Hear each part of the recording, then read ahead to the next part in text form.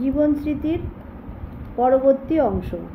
হরিণ শিশু নূতন শিং বাহির হইবার সময় সে যেমন যেখানে সেখানে গুতা মারিয়া বেড়ায়, নূতন কাব্যোদ্গম লইয়া আমি সেই রকম উৎপাত আরম্ভ করিলাম। বিশেষত আমার দাদা আমার এই সকল রচনায় গর্ব অনুভব করিয়া শ্রোতা সংগ্রহের উৎসাহে সংসারকে একেবারে অতিষ্ঠ করিয়া তুলিলেন। মনে আছে, একদিন একতলায় আমাদের জমিদারি কাছারির আমলাদের কাছে কবিত্ব ঘোষণা করিয়া আমরা দুই ভাই বাহির হইয়া আসিতেছি, এমন সময় তখনকার ন্যাশনাল পেপার পত্রের এডিটর শ্রীযুক্ত নবগোপাল মিত্র সবেমাত্র আমাদের বাড়িতে পদার্পণ করিয়াছেন। তৎক্ষণাৎ দাদা তাহাকে গ্রেপ্তার করিয়া কহিলেন, নবগোপাল বাবু, রবি একটা কবিতা লিখিয়াছে, শুনুন না। শুনাইতে বিলম্ব হইল না। কাব্যগ্রন্থাবলীর বোঝা তখন ভারী হয় নাই। কবিকীর্তি কবির জামার পকেটে পকেটেই তখন অনায়াসে ফেরে। নিজেই তখন লেখক, মুদ্রাকর, প্রকাশক, এই তিনে একে একে তিন হইয়াছিলাম। কেবল বিজ্ঞাপন দিবার কাজে আমার দাদা আমার সহযোগী ছিলেন।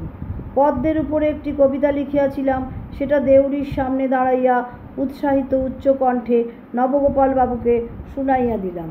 তিনি একটু হাসিয়া কহিলেন, বেশ হইয়াছে, কিন্তু ওই দ্বিরেফ শব্দটার মানেটা কি? দ্বিরেফ এবং ভ্রমর দুটোই 3 অক্ষরের কথা। ভ্রমর শব্দটা ব্যবহার করিলে ছন্দের কোনো অনিষ্ট হইত না। ওই দুরূহ কথাটা কোথা হইতে সংগ্রহ করিয়াছিলাম মনে নাই। সমস্ত কবিতাটার মধ্যে ওই শব্দটার উপরেই আমার আশা ভরসা সবচেয়ে বেশি ছিল। দফতরখানার আমলা মহলে নিশ্চয়ই ওই কথাটিতে বিশেষ ফল পাইয়াছিলাম, কিন্তু নবগোপাল বাবুকে ইহাতেও লেশমাত্র দুর্বল করিতে পারিল না। এমনকি তিনি হাসিয়া উঠিলেন। আমার দৃঢ় বিশ্বাস হইল নবগোপাল বাবু সমজদার লোক নহেন। তাহাকে আর কখনো কবিতা শুনাই নাই।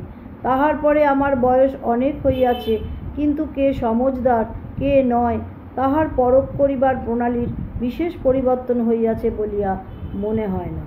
যাই হোক, নবগোপাল বাবু হাসিলেন বটে, কিন্তু দ্বিরেফ শব্দটা মধুপানমত্ত ভ্রমরেরই মতন স্বস্থানে অবিচলিত রহিয়া গেল।